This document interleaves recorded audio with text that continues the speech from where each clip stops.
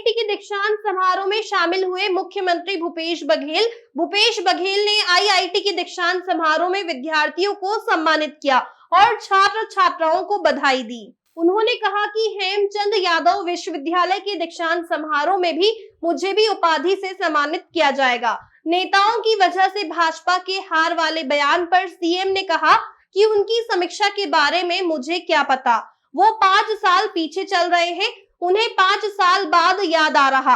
रायपुर के दक्षिण विधानसभा को भाजपा के द्वारा मॉडल बनाए जाने पर सीएम ने कहा कि चुनाव के चलते सभी अपने कार्य योजना बना रहे हैं। हम अपने 5 साल के कार्य और उपलब्धि को लेकर जनता के बीच जाएंगे।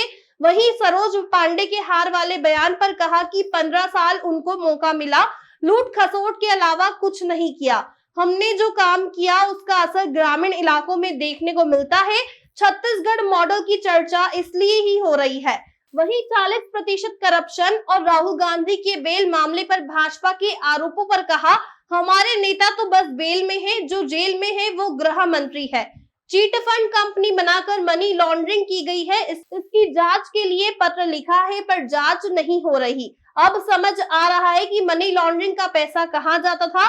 महादेव ऐप पर केस दर्ज किया है पर कार्रवाई नहीं हो रही है, क्योंकि हकीकत सामने है। जांच भाजपा नेताओं पर जा रहा था, इसलिए कार्रवाई नहीं हो रही। कर्नाटक के पूर्व मंत्री पर तंज कसते हुए कहा, यदि 40% कमीशन का आरोप लग रहा है, जिस पर आरोप लगा उससे ही पीएम बात कर रहे हैं। भ्रष्टाचार को यदि संरक्षण नहीं दिया जा रहा तो अदानी पर अब तक कोई कार्रवाई क्यों नहीं हुई? सबसे ज्यादा भ्रष्टाचार को संरक्षण भाजपा दे रही।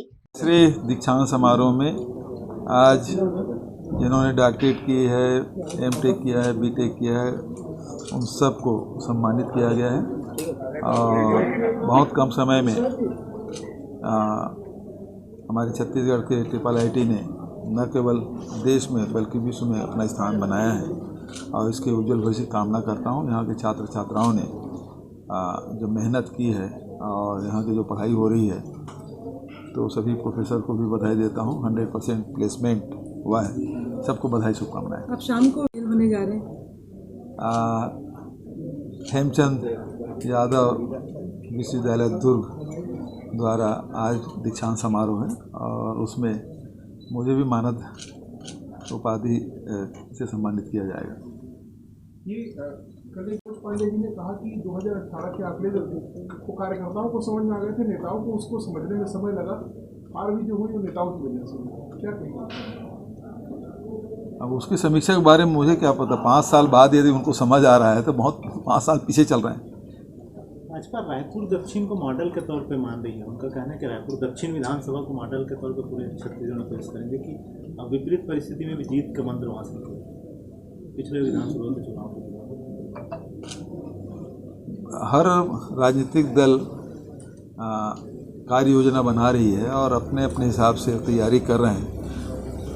हम लोग 5 साल के जो कार्य हैं और उसके जो उपलब्धि हैं उसको लेके जनता के बीच में जाएंगे, चाहे किसान हो, मजदूर हो, आदिवासी हो, नौजवान हो, महिलाएं हो, सब ये जो काम हम लोगों ने किया है उसको लेकर हम जनता के बीच में जाएंगे। बीजेपी के प्रभारियों के दौरे पर बीजेपी के नेता सर ये मानते नहीं थे कि हम हारेंगे छत्तीसगढ़ में। हार जैसे कोई 2018 में स्थिति है, लेकिन जब आप लोगों की जीत हुई उसके बाद से लगातार हर नेता स्वीकार करते हैं कि कमजोरी थी हमारी। सरोज पांडे ने भी वही चीज़ कहा है, कार्यकर्ता भाग गए थे लेकिन बड़े नेताओं को समझ में नहीं आया, हम हार रहे। देखिए 15 साल में उनको मौका मिला और छत्तीसगढ़ को लूटने खसोटने और भ्रष्टाचार का अड्डा बनाने के अलावा कुछ नहीं किया। हमारी सरकार आई तो उसके बाद अब इन 4 सालों में देखेंगे 1.5 लाख करोड़ रुपया आम जनता की जेब में सीधा पैसा गया। उसका असर ग्रामीण अर्थव्यवस्था में देखने को मिलता है, उसका असर शहरी अर्थव्यवस्था में देखने को मिलता है। आज कहीं मंदी का असर नहीं है। तो ये जो हम लोगों ने व्यक्ति को केंद्र मानकर उसको उसके हिसाब से जो कार्यक्रम संचालित किए तो उसका लाभ पूरे छत्तीसगढ़ को मिला और इसी कारण छत्तीसगढ़ मॉडल की चर्चा पूरे देश में हो रही है।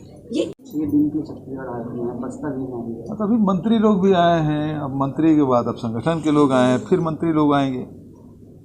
कर्नाटक चुनाव में भी भाजपा के नेताओं की ड्यूटी लगी है। पूर्व मुख्यमंत्री डॉक्टर रमन सिंह, अरुण साव। अच्छा, पहली बार लगा है अलग अलग विधानसभा वर्षों बाद। चलो अच्छी बात है, हमारी शुभकामनाएं। कम से कम पूछे तो उनको। सर बीजेपी आएगी। इस वर्ष जो है खनिजों में जो राजस्व की प्राप्ति होती है वो अधिक हुई है, अपने आप में एक रिकॉर्ड प्रदेश ने से बनाया।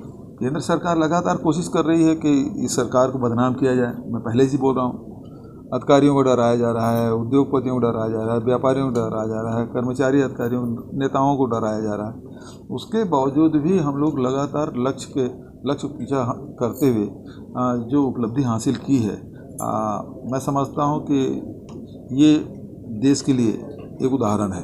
योगेंद्र सिंह बेस की रिपोर्ट।